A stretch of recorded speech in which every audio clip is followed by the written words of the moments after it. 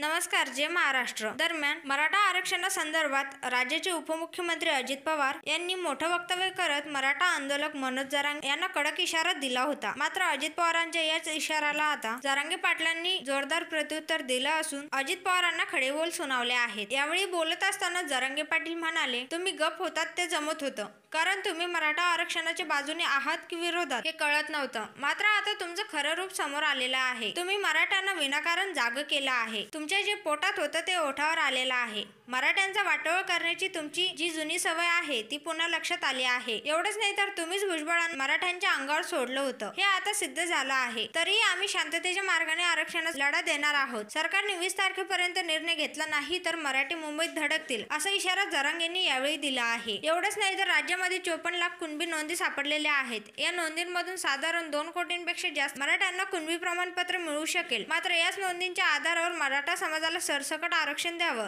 सगळे सोयऱ्यांचाही आरक्षणात समावेश करावा, अशी मनोज जरांगे यांची मागणी आहे.